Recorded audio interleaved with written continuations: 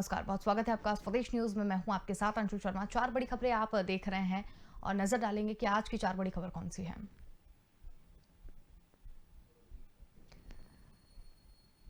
तो चार बड़ी खबरों पर हम नजर डालेंगे, जिसमें पहली बड़ी खबर हमारी रहेगी टिकटॉक को लेकर बीजेपी का महामंथन शुरू। दिल्ली एमपी की टीम कर रही है फाइनल सर्वे। एक सप्ताह में हाईकमान को भी रिपोर्ट सौंपेंगे। चुनाव से पहले दूसरी बड़ी खबर लेंगे, जहां पर योगी की सौगात है। आज से ई सिटी बसों का संचालन होगा। 7 शहरों में एक साथ ई सिटी बसों का संचालन किया जाएगा। तीसरी बड़ी खबर मिलेंगे, जहां पर चुनाव से पहले मजबूत होगी सपा। बीजेपी विधायक माधुरी वर्मा समेत कई नेता सपा में शामिल होंगे। सपा सुप्रीमो अखिलेश यादव ने सदस्यता भी दिलाई। चौथी और अंतिम बड़ी खबर मिलेंगे, जहां पर शिवराज कैबिनेट की बैठक आज है। सेवानिवृत्त लोकायुक्त उप लोकायुक्त को परिवार पेंशन देने की मंजूरी यहां पर मिलेगी। कई अहम प्रस्तावों पर भी मुहर लगेगी।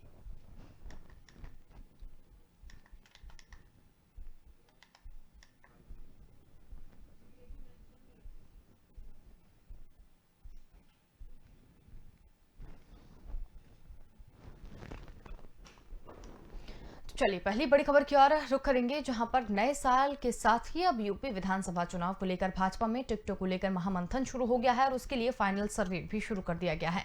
दिल्ली और मध्य प्रदेश भाजपा की टीम पश्चिम क्षेत्र में लगा दी गई है। करीब एक सप्ताह में जनता के साथ पार्टी कार्यकर्ताओं की राय लेकर नेतृत्व को रिपोर्ट दी जाएगी। पार्टी सूत्रों के अनुसार भाजपा ने टिकटॉक को लेकर फाइनल राउंड सर्वे शुरू कर दिया है।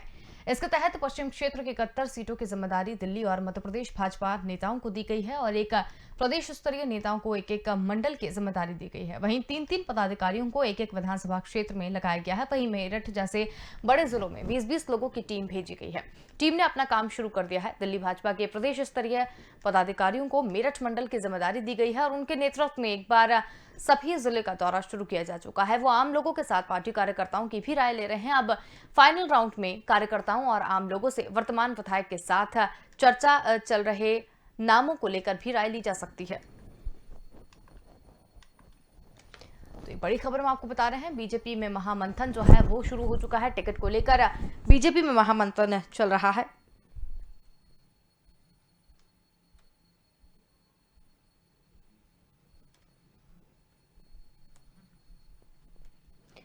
और बीजेपी में महामंथन जारी है। प्रदेश स्तरीय नेताओं को एक मंडलीय जिम्मेदारी यहां पर दी गई है। ज्यादा जानकारी के लिए यूपी एडिटर अकिल सिद्दीकी हमारे साथ यहां पर जुड़ गए हैं। जी अकिल जी, बीजेपी में महामंथन का दौर जो है वो शुरू हो गया है, क्या कुछ अधिक जानकारी? देखिए, उत्तर प्रदेश कहीं ना कहीं निश्चित तौर पे सबसे बड़ा देश का सूबा है। तो ऐसे में कहीं ना कहीं बड़ी जिम्मेदारी बड़े लोगों की लगाई गई है। हालांकि बीजेपी चाहती है कि उन प्रदेशों में फिर से पुनः सरकार बनाई जाए जहां पर हमारी शासन है। तो ऐसे में अब उत्तर प्रदेश को ले लीजिए। निश्चित तौर पर उत्तर प्रदेश में जिस तरह विधानसभा चुनाव बहुत करीब आ चुका है और ऐसे में अब दिल्ली और मध्य प्रदेश के भाजपा की जो टीमें हैं वो यहाँ पर लगाई जा रही है, यानी दूसरे राज्यों की टीम जो है उत्तर प्रदेश में काम करे। हालांकि ये देखने को मिल रहा है कि भाजपा पश्चिमी यूपी में पूरी तरीके से फोकस कर रही है। पश्चिमी यूपी में जाट वोट बैंक और किसान जिस तरह नाराज चल रहे थे, किसान जो नाराजगी थी उसको दूर करने की कोशिश की जा रही है। हालांकि केंद्र सरकार, राज्य सरकार तमाम योजनाएं चलाकर किसानों को, जाटों को लाभ पहुंचाने का काम कर रही है। हालांकि अभी तस्वीर साफ नहीं हो पाई है कि वो वोट बैंक किधर है। जबकि जयंत चौधरी ने समाजवादी पार्टी से गठबंधन करने के बाद कहीं ना कहीं समाजवादी पार्टी पश्चिमी यूपी में मजबूत हुई है। अब उस वोट बैंक को पाने के लिए जो दूसरे दलों के, दूसरे राज्यों के जो संगठन के लोग लगाए जा रहे हैं, बीजेपी लगा रही है, उसमें अगर हम बात करें तो पश्चिमी यूपी की लगभग 71 सीटें आ रही हैं। तो 71 सीटों की जिम्मेदारी है मध्य प्रदेश और दिल्ली के जो बड़े नेता है भाजपा के, उनको इसकी जिम्मेदारी अलग अलग प्रांत, अलग अलग मंडल के हिसाब से दी गई है। एक एक मंडल की जिम्मेदारी अलग अलग प्रदेश स्तरीय जो नेता है उनको दे दी गई है। 3-3 जो पदाधिकारी है वो विधानसभा, यानी एक एक विधानसभा क्षेत्र में उसकी जिम्मेदारी संभालेंगे। दिल्ली एनसीआर का सट्टा मेरठ है। मेरठ में प्रधानमंत्री भी पहुंचे थे अभी बीते दिन। उन्होंने कई जनसभाओं को संबोधित किया था और तमाम पश्चिमी यूपी के जिलों को साधने की कोशिश की थी। हालांकि 20-20 लोगों की अलग अलग टीम भी भेजी गई है, जिसमें आप वो तय करेंगे कि कैसे किन विधानसभाओं में टिकट दिया जाएगा, किन आधार पर टिकट देना है, जाति आधार पर टिकट देना है, समीकरण वाले हिसाब से टिकट देना है। इस हिसाब से उसको अलग अलग टीमें लगाई गई हैं। हालांकि देखिए, दिल्ली भाजपा के प्रदेश स्तरीय जो पदाधिकारी हैं वो मेरठ मंडल में सबसे ज्यादा बड़ी जिम्मेदारी दी गई है। मेरठ में कहीं ना कहीं 20 विधानसभाएं हैं, तो ऐसे में कहीं ना कहीं जिन विधानसभाओं में सबसे ज्यादा फायदा बीजेपी को हो सकता है वहां पे सबसे ज्यादा नेता उतारे जा रहे हैं। ऐसे में पश्चिमी यूपी की अगर प्रभारी की बात करें तो देश के गृह मंत्री अमित शाह के ऊपर जिम्मेदारी है पश्चिमी यूपी की। तो अब वो पदाधिकारियों को लगाई जा रही है कि दिल्ली के जो केंद्र के जो मंत्रिमंडल के चेहरे हैं, जो उत्तर प्रदेश के चेहरे हैं, उनको वहां की जिम्मेदारी दी जा रही है। मध्य प्रदेश के लोगों को वहां की जिम्मेदारी दी जा रही है, जहां पर मध्य प्रदेश और उत्तर प्रदेश के जो बॉर्डर है वहां के आसपास के लोगों को भी पार्टी के जो दल है उनके लोगों को भी उत्तर प्रदेश में सक्रिय कर दिया गया। हालांकि इस पर मंथन पहले हो चुका है, पहले भी सर्वे हो चुका है, लेकिन टिकट का बंटवारे को लेकर कहीं ना कहीं ये खबरें जरूर संगठन से आ रही कि 50 ऐसे मौजूदा विधायक और मंत्री हैं जिनके टिकट कट सकते हैं।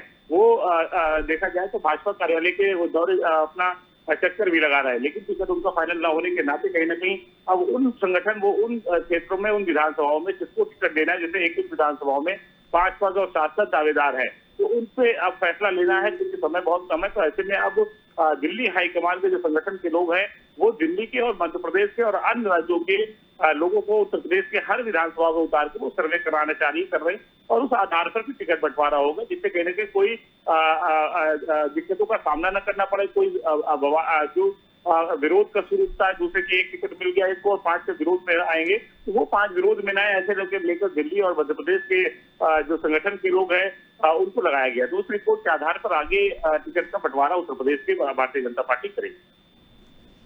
चलिए, बहुत धन्यवाद अखिल जी हमारे साथ में जुड़ने के लिए और तमाम जानकारी हमारे साथ साझा करने के लिए। तो बड़ी खबर हम आपको बता रहे थे, जहां पर यूपी में अब बीजेपी का महामंथन जो है वो शुरू हो गया है। सभी पार्टियों को साधने में अब बीजेपी जुट गई है।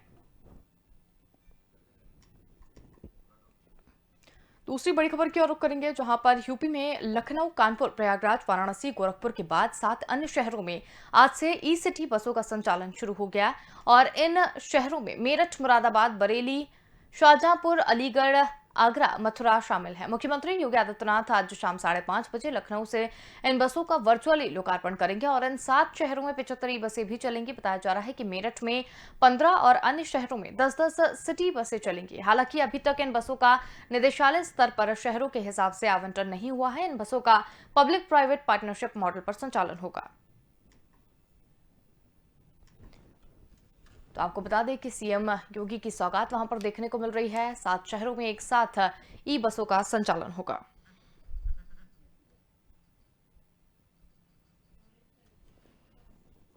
इस वक्त की बड़ी खबर हम आपको बता रहे हैं, जहां पर सीएम योगी एक सौगात देते हुए नजर आ रहे हैं। आज से ई बसों का संचालन जो है वो शुरू होगा। कई शहर इसमें शामिल किए गए हैं। ज्यादा जानकारी के लिए रुक करेंगे संवाददाता पवन कुमार हमारे साथ यहाँ पर जुड़ गए हैं। जी पवन, ई बसों का संचालन आज से उत्तर प्रदेश में शुरू होने जा रहा है। एक बड़ी सौगात यूपी के मुख्यमंत्री योगी आदित्यनाथ देते हुए नजर आएंगे, क्या कुछ अधिक जानकारी?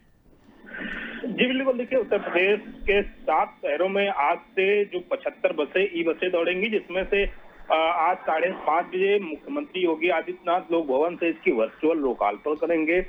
नगरीय परिवहन निदेशालय के जो संयुक्त निदेशक हैं अजीत सिंह ने ये बताया था कि 3 जनवरी की शाम तक जो संबंधित शहरों की जो बसें हैं वो पहुंचा दी जाएंगी।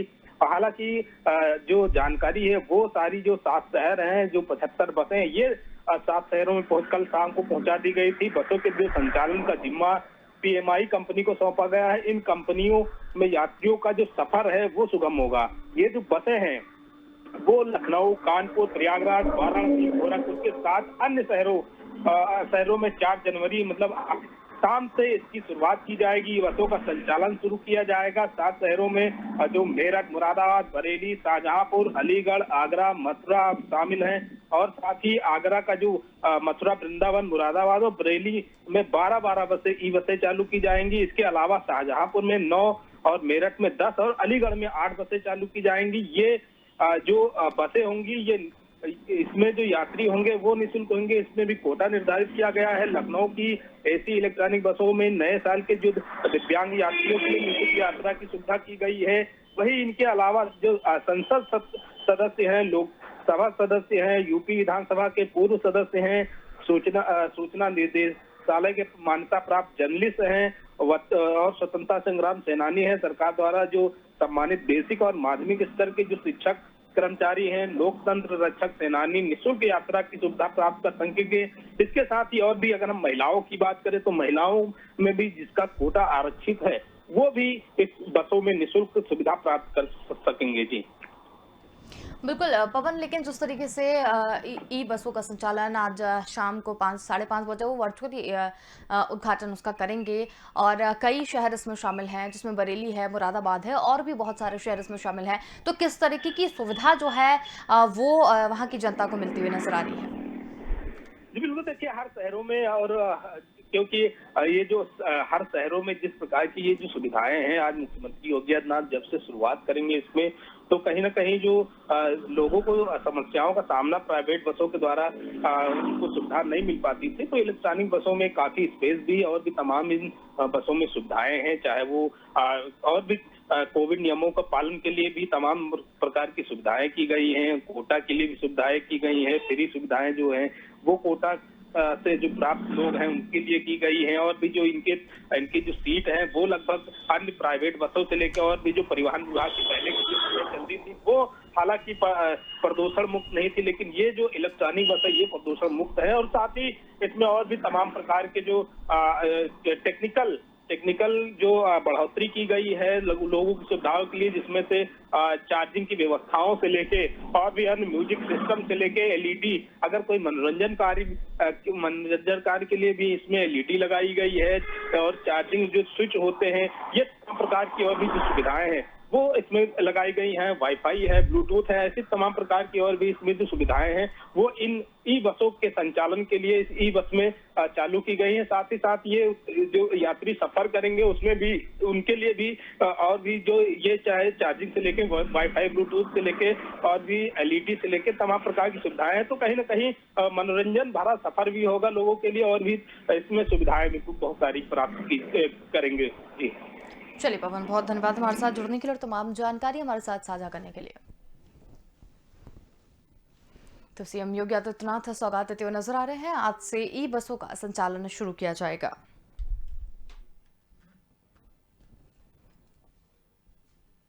चलिए तीसरी बड़ी खबर की ओर रुख करेंगे, जहां पर बहराइच से भाजपा विधायक माधुरी वर्मा समेत कई नेता अखिलेश यादव की मौजूदगी में सपा में शामिल हो गए हैं। सपा अध्यक्ष ने उन्हें पार्टी की सदस्यता दिलाई है। बसपा के पूर्व सांसद राकेश पांडे, भाजपा की बहराइच विधायक माधुरी वर्मा, पूर्व एमएलसी कांति सिंह समेत विभिन्न दलों के नेताओं ने सोमवार को सपा की सदस्यता ली। सपा अध्यक्ष अखिलेश यादव ने इन सभी को सदस्यता दिलाई है। अम्बेडकर नगर के बसपा के पूर्व सांसद राकेश पांडे कुछ समय पहले सपा के कार्यक्रम में भी हिस्सा लिए थे और तभी से उनके साइकिल पर सवार होने की बात कही जा रही थी। सोमवार को उन्होंने विधिवत सदस्यता ग्रहण की।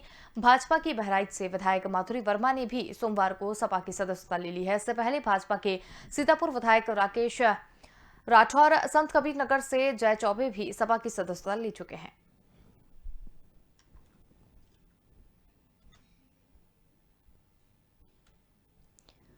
तो मजबूत होती सपा दिखाई दे रही है। सपा सुप्रीमो अखिलेश यादव ने सपा की सदस्यता दिलाई है। कई दिनों से बागी तेवर जो है वो बनते हुए नजर आ रहे थे और सपा जिस तरीके से मजबूत होती हुई नजर आ रही है उस पर हम बातचीत के लिए हमारे साथ यूपी एडिटर अकील सिद्दीकी जुड़ गए हैं। जी अकील जी, सपा जो है वो मजबूत होती हुई नजर आ रही है, बागी होते तेवर भी पहले दिखाई दिए थे, किस तरीके का समीकरण ये बनता हुआ नजर आ रहा है? देखिए, बहराइच की अगर हम बात करें, जिस तरह समाजवादी पार्टी के बहराइच से भाजपा के जो पूर्व विधायक थी माधुरी वर्मा, बसपा के पूर्व सांसद राकेश पांडे, इसके अलावा संत कबीर नगर के जय चौबे, सीतापुर के राकेश राठौर, ये तमाम लोग भारतीय जनता पार्टी और बहुजन समाज पार्टी से आगे समाजवादी पार्टी में शामिल है। इसके अलावा अन्य दलों से भी कई लोगों ने समाजवादी पार्टी की सदस्यता ली। हालांकि देखिए, बहराइच की बात करें तो नेपाल बॉर्डर से सटा हुआ है, और इसके अलावा संत कबीर नगर की बात करें तो वो भी बढ़नी और नेपाल के बॉर्डर से। तो ऐसा में कहने के समाजवादी पार्टी उन क्षेत्रों में जाकर उन बॉर्डर पर जाकर भी अपने विधानसभाओं को मजबूत करती नजर आ रही है। हालांकि देखने को मिला है, चाहे भारतीय जनता पार्टी के हो या बहुजन समाज पार्टी के लोग हो, ज्यादातर लोगों ने समाजवादी पार्टी का ही दामन थामा है। हालांकि समाजवादी पार्टी अपने कुंभे को बढ़ाती नजर आ रही है, लेकिन निश्चित तौर पर ये कुंभा अगर वाकई 2022 में पूरी तरीके से मेहनत करे तो ही रिजल्ट उसके सामने आएगा, नतीजा सामने आएगा। हालांकि ये देखने वाली बात है, अखिलेश यादव भी पूरी तरीके से अपना विपक्ष की भूमिका निभाते हुए नजर आ रहा है। लेकिन बीजेपी भी कहीं पीछे नहीं है, चाहे वो उन दलों से अगर कोई दूर कर निकल के समाजवादी पार्टी में शामिल हो रहा है तो वो भी बीजेपी अपने मंथन चिंतन जरूर कर रही है और वहां पर कई अपने विधानसभाओं को बूथ स्तर पर मजबूत करना और उसके साथ साथ अन्य टिकट के बंटवारे को लेकर भी चिंतन मंथन करना। लेकिन निश्चित तौर पे समाजवादी पार्टी के अखिलेश यादव जिस तरह अपने प्रेस कॉन्फ्रेंस करके लोगों को अपनी सदस्यता दिला रहे हैं, पार्टी ज्वाइन करा रहे हैं, उसमें कहीं ना कहीं कुंभा बढ़ता नजर आ रहा है। हालांकि पूर्व विधायक हो, पूर्व सांसद हो, इनके आने से कहीं ना कहीं वोट बैंक बढ़ेगा। ऐसा नहीं कि पूर्व विधायक है और पूर्व सांसद है तो उसका वोट बैंक खत्म हो गया हो। निश्चित तौर पर उस क्षेत्र में दबदबा रहता है। ऐसे में उन चेहरों पर भी दाव अखिलेश यादव लगाने की कोशिश कर रहे हैं जो पूर्व के लोग हैं, पूर्व सांसद हो, पूर्व विधायक हो, पूर्व एमएलसीज हो या पूर्व नगर पालिका अध्यक्ष हो, जिला पंचायत सदस्य हो, ऐसे लोगों को भी उस पर दाव इसलिए लगाने की कोशिश कर रहे हैं कि कहीं ना कहीं उनसे कुंभा भी बढ़ेगा, दूसरा उनका दबदबा होता है, वोट बैंक होता है और पुराने लोग जो होते हैं वो अनुभवी भी लोग होते हैं, उससे कहीं ना कहीं जो क्षेत्र के लोग होते हैं वो जुड़े होते हैं और उसका फायदा भी मिलता है। ऐसे में अखिलेश यादव उन सभी क्षेत्रों में अपना दाव लगाने की कोशिश कर रहे हैं जहां पे भारतीय जनता पार्टी के लोग हैं, बहुजन समाज पार्टी के लोग हैं, उनको अपने कुंभे में लाते हुए नजर आ रहे हैं। हालांकि कितना फायदेमंद होगा ये 2022 का नतीजा ही तय करेगा, लेकिन कहीं ना कहीं समाजवादी पार्टी का कुंभा बढ़ता नजर आ रहा है और आए दिन ये देखने को जरूर मिल रहा है कि अखिलेश यादव जब बाहर रहते हैं अपने विकास यात्रा को लेकर तो भले ही वहां पर अपने उस यात्रा के दौरान लोगों को शामिल करा रहे हैं, जब मुख्यालय पहुंचते तो मुख्यालय पर भी हर डिस्ट्रिक्ट के हर विधानसभाओं से अलग अलग लोग को प्रांत के लोगों को अपने पार्टी के सदस्य दिलाते नजर आ रहे हैं। हालांकि कितना फायदेमंद हो गए 2022 का नतीजा तय करेगा, लेकिन निश्चित तौर से समाजवादी पार्टी का कुंभा बढ़ता नजर आ रहा है। जी बिल्कुल, सपा सुप्रीमो अखिलेश यादव ने कई सदस्यता भी दिलाई है कई लोगों को और कई दिनों से वहां पर बागी तेवर भी दिखाई दे रहे थे, लेकिन उसके बावजूद भी मजबूत जो है वो समीकरण दिखाई दे रहे हैं सपा में।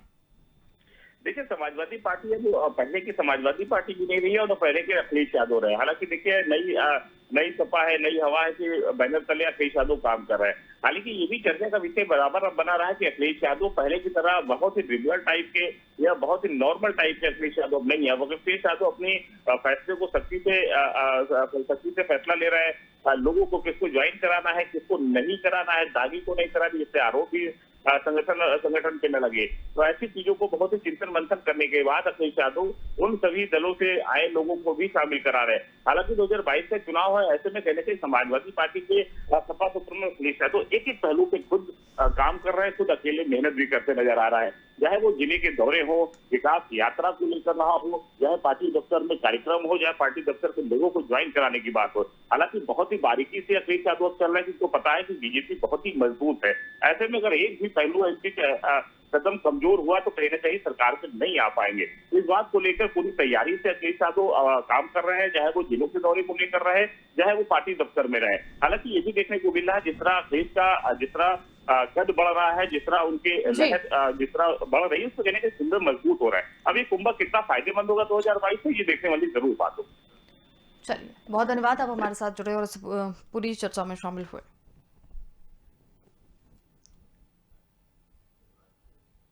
चलिए बढ़ेंगे अगली खबर की ओर, जहां पर मुख्यमंत्री शिवराज सिंह चौहान की अध्यक्षता में आज मंत्रालय में कैबिनेट बैठक होगी, जिसमें कैंसर के इलाज के लिए लीनियर एक्सेलेटर उपलब्ध कराने और सेवानिवृत्त लोकायुक्त उप लोकायुक्त को परिवार पेंशन देने समेत कई अहम प्रस्ताव रखे जाएंगे। आपको बता दें कि अभी मेडिकल कॉलेजों से संबद्ध अस्पतालों में कैंसर के मरीजों का इलाज कोबाल्ट मशीन से किया जाता है, जो कि उपचार की पुरानी तकनीक है। अब इसके स्थान पर लीनियर एक्सेलेटर उपलब्ध कराया जाएगा। प्रदेश में सभी 13 लीनियर एक्सेलेटर उपकरण उपलब्ध हैं, इसमें से मात्र एक शासकीय संस्था एम्स में क्रियाशील है और इसकी वजह से मरीजों को उपचार के लिए निजी संस्थानों में या राज्य से बाहर जाना पड़ता है, जिससे कि उन पर अतिरिक्त वित्तीय भार भी आता है।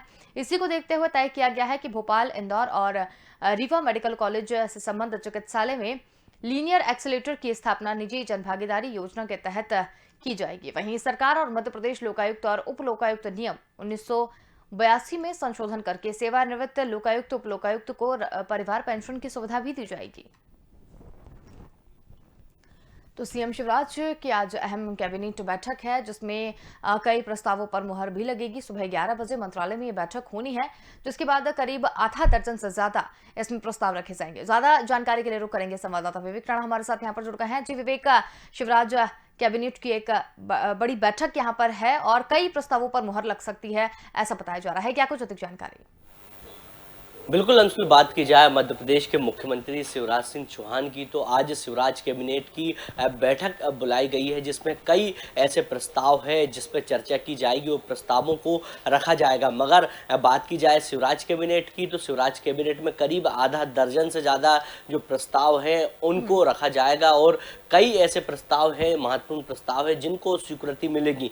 मगर सबसे पहले बात की जाए मध्य प्रदेश की, तो मध्य प्रदेश में जो कैंसर के जो मरीज हैं उनको कहीं ना कहीं आधुनिक तकनीक से इलाज देने के लिए प्रदेश सरकार ने जो आधुनिक मशीन है वो लाने के लिए एक प्रस्ताव आज रखा जाएगा और बहुत जल्द भोपाल, इंदौर और जबलपुर के मेडिकल कॉलेज में जो आधुनिक जो मशीन है जो कैंसर का इलाज करती है वो मशीन रखी जाएगी।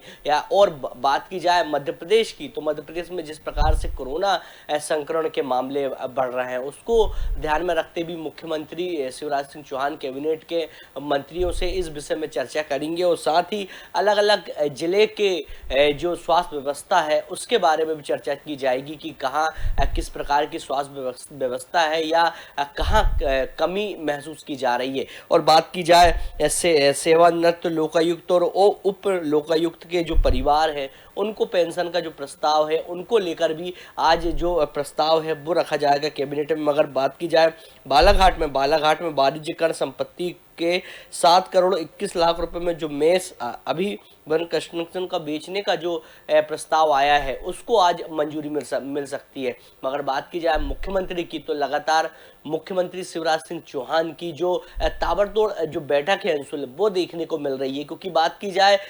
2022 की, तो 2022 की शुरुआत यानी कल की बात की जाए 3 जनवरी की, तो 3 जनवरी से लेकर 7 जनवरी तक मुख्यमंत्री शिवराज सिंह चौहान की ताबड़तोड़ बैठक है। और बैठक में जिस प्रकार से कल निष्कर्ष निकल के आया था कि पुलिस विभाग की बात की जाए या बात की जाए वित्तीय विभाग की, तो लगातार पुलिस विभाग में भी मुख्यमंत्री शिवराज सिंह चौहान ने कहा था कि रैंकिंग अलग अलग जिलों के जो पुलिस थाने हैं उनको रैंकिंग दी जाएगी। साथ ही बात की जाए पुलिस की, तो पुलिस को हाईटेक बनाया जाएगा। वहीं बजट की बात की जाए तो 2022 और 23 का जो बजट है उसके लिए एक प्रस्ताव और एक आमंत्रण यानी आम व्यक्तियों से भी सुझाव लिया जाएगा और आम व्यक्तियों से सुझाव लेने के बाद उस प्रस्ताव को भी बजट में रखा जाएगा। जी बिल्कुल विवेक, इसमें यह भी कहा जा रहा है कि लोकायुक्त और उप लोकायुक्त को परिवार पेंशन की सुविधा भी अब जो सरकार है वो देने जा रही है। ये एक अहम प्रस्ताव आज की बैठक के लिए माना जा रहा है। बिल्कुल अंशुल, क्योंकि पेंशन की बात की जाए लोकायुक्त और उप लोकायुक्त की पेंशन को लेकर लगातार जो मंत्रिमंडल है वो लगातार इस पर विचार कर रहा था। मुख्यमंत्री के समक्ष ये प्रस्ताव रखा गया था, मगर किसी कारणवश ये प्रस्ताव है इसको स्वीकृति नहीं मिली थी। मगर आज जिस प्रकार से सूचना मिल रही कि जब कैबिनेट की बैठक शुरू होगी तो सबसे पहले ये प्रस्ताव रखा जाएगा और इस अहम प्रस्ताव को पारित किया जाएगा। मगर बात की जाए मध्य प्रदेश की, तो मध्य प्रदेश में जिस प्रकार से कोरोना की लगातार मामले बढ़ते नजर आ रहे हैं उसको ध्यान में रखते हुए मुख्यमंत्री शिवराज सिंह चौहान अपने जो मंत्रिमंडल है उनको भी निर्देश दे सकते हैं। और बात की जाए स्वास्थ्य व्यवस्थाओं की, तो स्वास्थ्य व्यवस्थाओं का भी जायजा ले सकते हैं और फीडबैक ले सकते हैं अपने प्रभारी मंत्रियों से। जी चलिए विवेक का बहुत धन्यवाद हमारे साथ में जुड़ने के लिए और तमाम जानकारी हमारे साथ साझा करने के लिए। बड़ी खबर आपको बता रहे थे जहां पर कैबिनेट की एक अहम बैठक यहां पर रखी गई है जिसमें लोकायुक्त पूर्व लोकायुक्त को परिवार पेंशन की सुविधा दी जाएगी। इसके साथ ही कई प्रस्ताव जो हैं वो आज की बैठक में पारित किए जाएंगे। फिलहाल के लिए इतना ही। देखते रहिए स्वदेश न्यूज, क्योंकि सबसे पहले देश।